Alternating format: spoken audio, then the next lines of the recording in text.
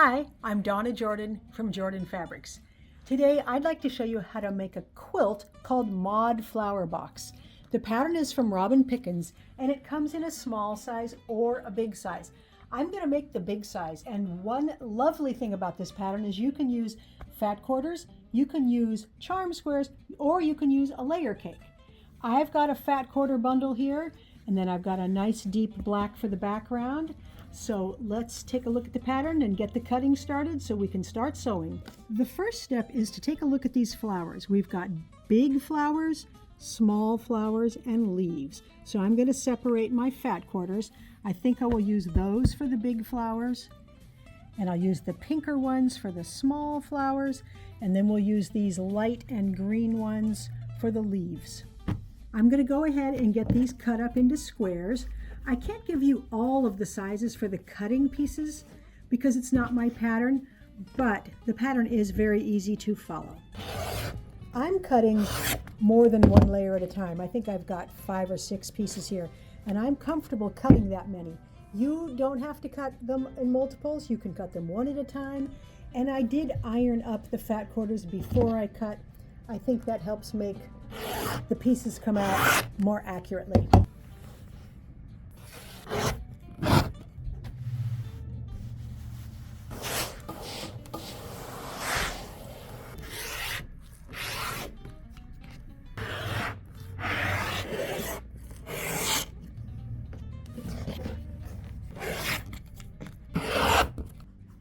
I've got all the pieces cut out, and now we're ready to start making our curved blocks. That's these ones here. The pattern includes a page that has a template for these curved pieces. Robin Pickens also recommends a creative grids ruler that you can use for a quarter circle. I like to use this template set here to make quarter circles. This is the 6-inch size Drunkard's Path template set. You can also use this to make a 4 3/4 inch block. And whether you use these, the template set she recommends, or the template page in here, they're all going to come out a little bit bigger than you need, and then we're going to trim them down to the exact size. Here's how we're going to make our curved blocks. We're going to take one of the background squares, and we're going to use this template. And I've got a little piece of this rough stuff. It's almost like sandpaper that is stuck to the template, and that keeps it from sliding around. So I'm going to put that down on the square, and I'm going to line up these little edges here with the edge of the square. And I'm going to use a little bit smaller cutter than I normally use. This is the 45mm rotary cutter, and it makes it a little bit easier to get around this curve. So I'm just holding this down real tight and then cutting this to the size I need and cutting off those little end pieces. The next step is to we want to either make little slits right where these slits are in the template, or you can make little marks. I need to sharpen my pencil to make them a little more clear, but if you can just make them a little bit, you can draw them on here after you move the template.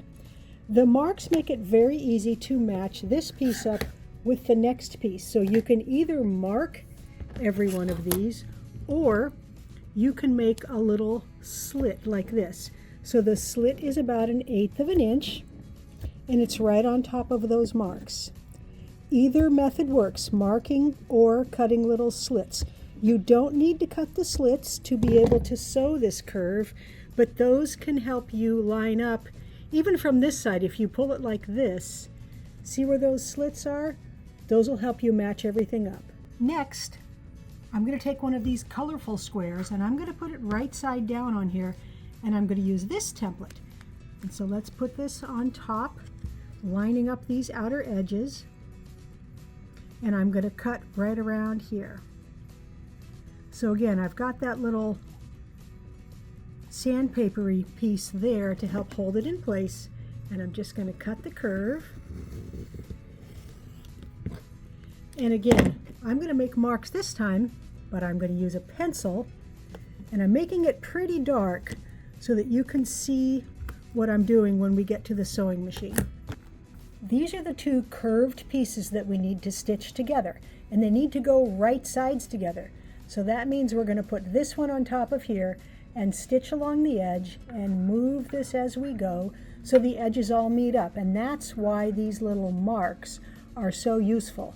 So start off by just lining up the top edge here, slide it over to your machine, and sew a 1/4 inch away. And I take a couple stitches, and then I start moving this piece over that way and the bottom piece over that way. And these little marks will line up as you go.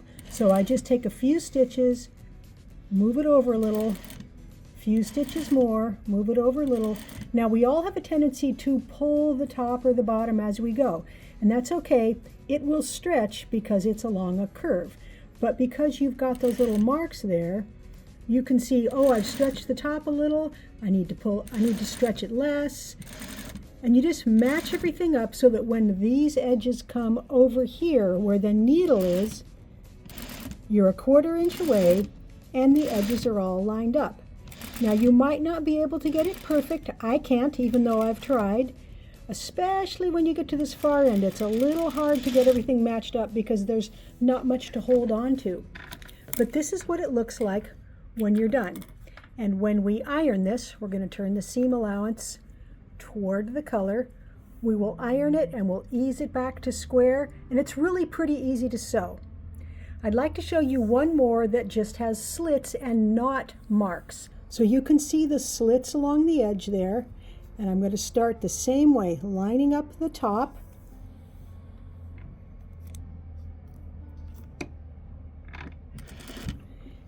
And I can still see those slits to line them up. There's the slit in the black, there's the slit in the pink. And I'm just going to keep pulling the pink one that way and the black one that way, so they will line up along the edge as I go. It looks a lot harder than it is. It really isn't that difficult. And because we're going to trim these when we're all done, they do not have to be perfect. So you can see my edge here is not perfect. I have a little bit of extra black. But we're going to iron these and trim off these two sides, and we will get a nice square with a curve in it. To iron the block, I want to make it so that this edge is straight. I don't want that pulled way over or pulled way over that way. So I'm going to set it down on my board here and see if it looks pretty straight. And then I'm just going to pat this down with my iron a little bit and make sure the seam allowance is going toward the color. Go around the edge there, and now I'm going to look at this edge. It's curving up just a little bit. So I'm going to ease it down this way, straighten everything out the best I can, and then add a little steam. You might find it easier to press the seam allowances toward the edge. It doesn't matter, you can do it either way. I just found that it's a little bit easier to get it ironed with them pressing that way, but the pattern will work either way. The last step is to trim the block. We want to trim off the printed part, so I'm going to line up these two edges on my cutting board. This is a good time to check and see if you've got it square. If your edges don't line up on here, you might have to re-iron it so that it's a little bit more square. You can always ease it back into shape. So measure over from the black each time, and these get trimmed off to 4.5 inches. So see, you've got quite a bit there of play, so that if your block isn't perfect, trimming it like this, it's going to come out exactly 4.5 inches. And we've got 1/4 inch left on the black there, and that's going to be our seam allowance when we stitch these together, so then that will go down to nothing when we stitch it into the other blocks. So I'm going to go ahead and make all the rest of the curved blocks, and then we can move on. I've got all the curved pieces stitched up and trimmed, and now we're ready to work on some of the patchwork blocks. I want to work on this leaf one first. So we're going to take 2 of these, and then we cut some of our squares in half along the diagonal. So we need 4 of these, and I'm going to try to get a variety of colors. Let's get these 4 and we'll take them to the sewing machine. Let's see how this block goes together. We're going to have 2 curved blocks, catty corner, and then we're going to have a block here with a diagonal seam and a block here with a diagonal seam. And you can individually pick out all the colors from all of your blocks. I try to not worry about it too much. I think I might like this one turned around here. It's not going to matter that much, but you can pick what goes where if you like. So let's start by sewing these blocks together.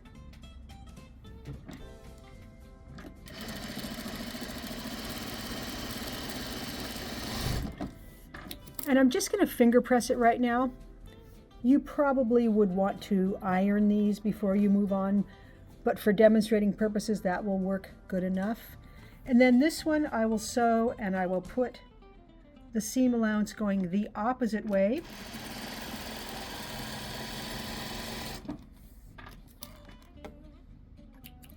So this one's going that way. I'm going to put this one going the opposite way because then we will have a little bit less bulk right here in the middle.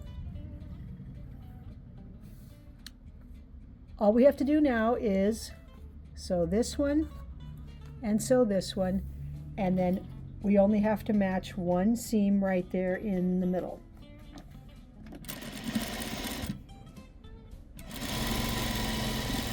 I like to pull this one right over and leave them attached because it helps me make sure that I don't get anything turned the wrong way.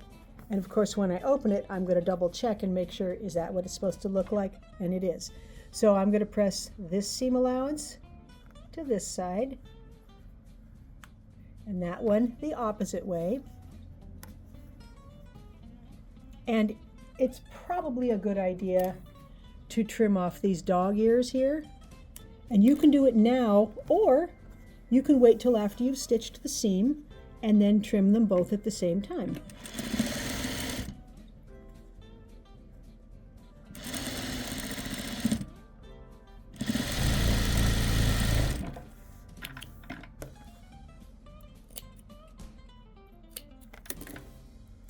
Then when we open this up, it's starting to look like a leaf. The next block we want to make is this one right in the middle here. And mine is also pink colored. So we need 4 of these blocks.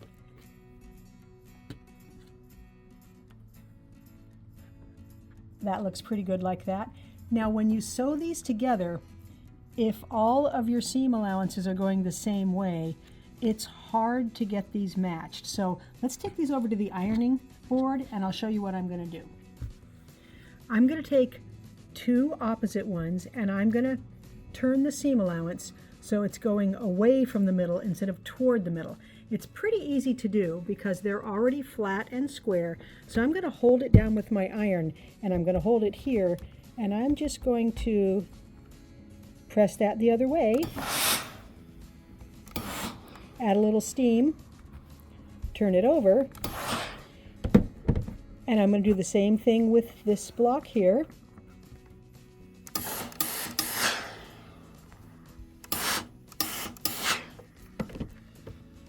And now we'll take these to the machine and we'll find that it's going to be a lot easier to match these intersections. I'm going to give it a little pressing and some steam. And you can see on the back side here, that seam allowance is away, that's towards the middle, so they're all opposite. And that makes it pretty easy to get these intersections matched. Now, this one isn't perfect. I'm not that much of a perfectionist, so that's okay with me. This one's really good. And keep in mind, when we stitch these to the other patchwork, we're going to stitch right along the edge there. So perhaps where I don't have it perfect won't show that much anyway. Okay, there's the circle block, the leaf block we did earlier, and I went ahead and made this block. So this has 4 curved corners, 4 printed blocks, and a solid black in the middle. And there's only one more block to make, and it starts out with this curved one in the middle of it. And then we've got 4 corners. And this is kind of fun because you can play with what fabric should go where. Because we've got a variety of fabrics here, and I try to balance it so the colors are balanced, but there's no right or wrong way to do this. I just start laying out the pieces and then see what do I like where. And then I'll trade around a little bit. And this block, pretty easy to sew together. We're going to sew these 2 guys together and then sew them on the sides of the center here. Make a long row on the top, a long row on the bottom, stitch those on, and then we're almost ready to lay the quilt out. The last block we need is what's called a pollen block. So we have a little dot of pollen here. So we're going to make a couple that are facing this way, and then we're going to make some that are facing the opposite way. Then we'll be ready to lay the quilt out. The quilt is made in quarters. Every quarter is exactly the same, but they'll be turned. So I've pulled off everything we need for 1/4. 1/4 is also the size of the wall hanging if you were making that size. So we've got this big piece over here, medium flower there. Then we've got some leaf blocks, one here and one here, far one up here. This circle goes right here. And then we've got some, these are the pollen blocks. So this one, let's see, this is going to go here. Another one goes here. And the pollen blocks, you know, we've got some one way, some the other. So you have to look and make sure you're putting the right one. Don't put this one here, put that one there, and then this last one goes up here. So you can see the pieces will all fit together once we've got it laid out, but there's a little bit of sashing that goes between some of these blocks. We've got these little skinny separators. So that's going to go between here. A long one here and a short one here. So all we have to do is make that side and make this side and then put it all together.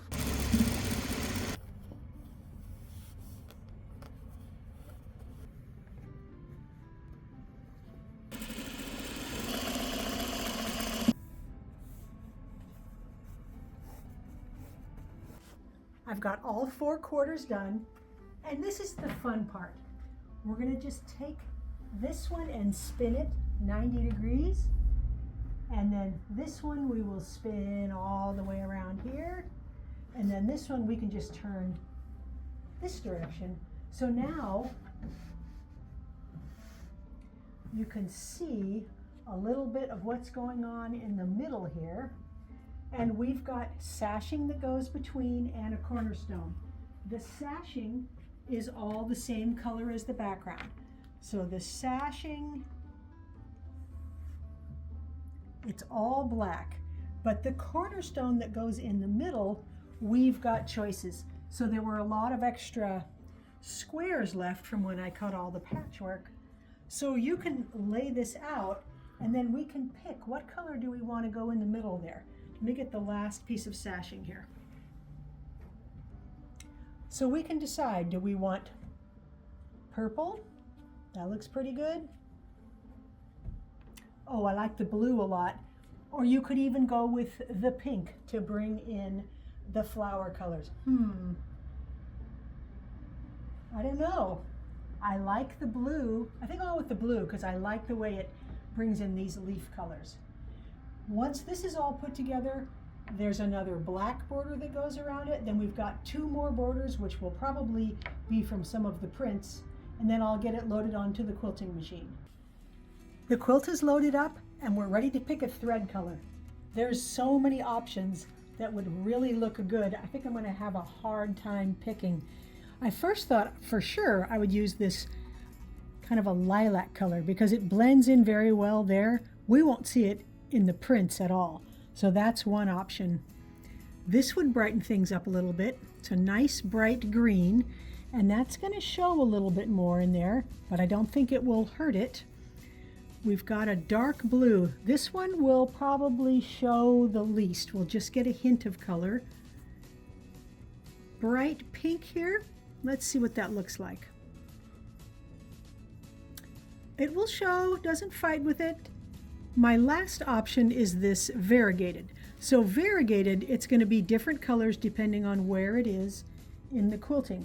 And it looks bright here, but when I put it on the quilt, I think that one actually blends very nicely. So let's go with the variegated. I'm going to quilt with a pattern called sticky buns. It always makes me hungry every time I use this pattern because it looks a little bit like cinnamon rolls, but I like all those swirls, and it's got a little bit of abstract wiggly things between, and that'll look good on this pattern.